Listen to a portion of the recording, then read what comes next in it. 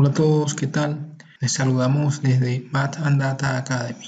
En esta oportunidad hablaremos del gradiente, la definición y algunos ejemplos. Aprenderemos el concepto de gradiente de una función de varias variables, a calcular algunos gradientes y algunas de las propiedades del gradiente.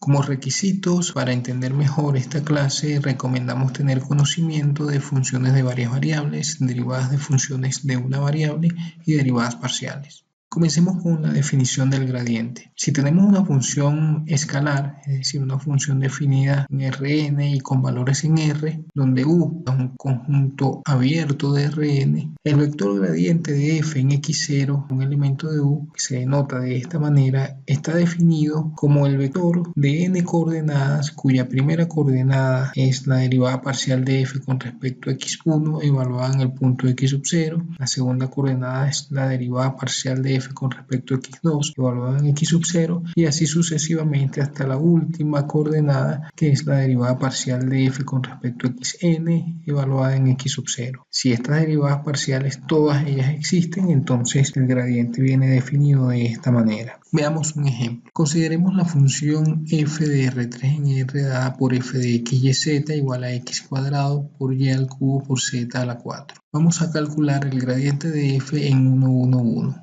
Para ello debemos calcular las derivadas parciales según la definición anterior. Tenemos que la derivada parcial de f con respecto a x no es más que derivar con respecto a x cuadrado por y al cubo por z a la 4. Como estamos derivando con respecto a x, y al cubo por z a la 4 son constantes y entonces sale de la derivada. Nos toca derivar solamente x cuadrado que, como sabemos, tiene por derivada 2x, de manera que va a ser 2x por y al cubo por z a la 4, la derivada parcial de f con respecto a x. De una manera similar, cuando derivamos con respecto a y, quienes son constantes son x cuadrado y z a la 4, y derivamos únicamente y al cubo, que da como derivada 3 por y al cuadrado.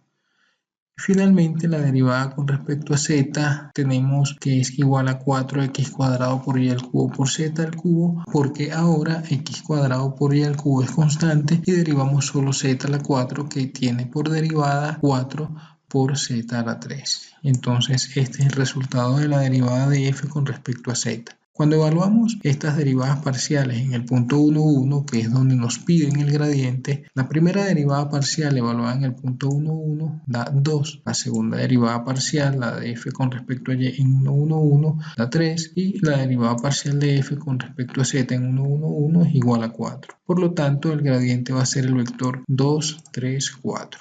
Como segundo ejemplo, consideremos la función f de xy igual a la raíz cuadrada de 3 menos x cuadrado menos y cuadrado y vamos a calcular para xy arbitrario el gradiente de la función f. Y además lo vamos a calcular en este conjunto, donde la función f está definida. El gradiente de f por definición es este vector, un vector de dos coordenadas con la primera coordenada siendo la derivada parcial de f con respecto a x, a la primera variable de esta función, y la segunda coordenada es la derivada parcial de f con respecto a la segunda variable, con respecto a y. Cuando derivamos con respecto a x, la raíz cuadrada resulta tener por derivada 1 sobre 2 veces la raíz, pero acá debemos multiplicar por la derivada interna que es menos 2x. Entonces, como resultado tenemos esta derivada parcial. De la misma manera, la derivada parcial de f con respecto a y corresponde a menos y sobre la raíz de 3 menos x cuadrado menos y cuadrado.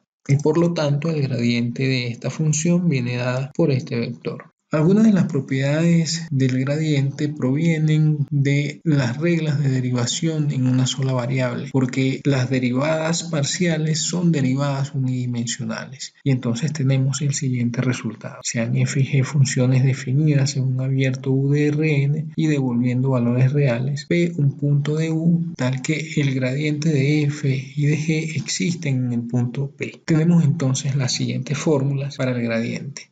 La primera de ellas es la de la linealidad y resulta que el gradiente de una combinación lineal de f, g, es decir, el gradiente de AF más B por G, se puede separar las sumas y se pueden sacar las constantes. La segunda propiedad es una regla de Leibniz, una regla del producto, que el gradiente de f por g evaluado en p va a ser f de p por el gradiente de g en p más g de p por el gradiente de f en p. Es una regla del producto muy parecida a la que se tiene en una sola variable para la derivada usual. Y como tercera propiedad tenemos esta regla del cociente, una regla muy similar a la que se tiene en cálculo en una variable y dice que derivamos el de arriba en el sentido de que tomamos el gradiente, lo multiplicamos por el de abajo sin derivar, menos el de arriba sin derivar por el de abajo derivado, entre el de abajo al cuadrado. Cuando digo derivado me refiero a calcular el gradiente. Por supuesto, esto cuando el denominador no es cero evaluado en p. A esta se le conoce como regla del cociente. Por ejemplo, si tomamos f de xy igual a x por y y g de xy igual a x cuadrado menos y cuadrado y queremos calcular estos gradientes, el gradiente de f por g evaluado en 2,1 y el gradiente de f sobre g evaluado en 2,1, entonces lo único que tenemos que hacer es calcular los gradientes de f y g por separado en este punto 2,1 y usar las reglas anteriores. Notemos que el gradiente de f no es más que yx porque al derivar esto con respecto a x da y esa es la primera coordenada acá, y al derivar eso con respecto a y da x, esa es la segunda coordenada. De la misma forma, cuando tomamos la derivada de la g con respecto a x da 2x y después con respecto a y da menos 2y, y ese es el resultado de este gradiente. Cuando evaluamos esto en el punto 2,1, el gradiente de f en 2,1 es 1,2 y el gradiente de g en 2,1 es 4 menos 2.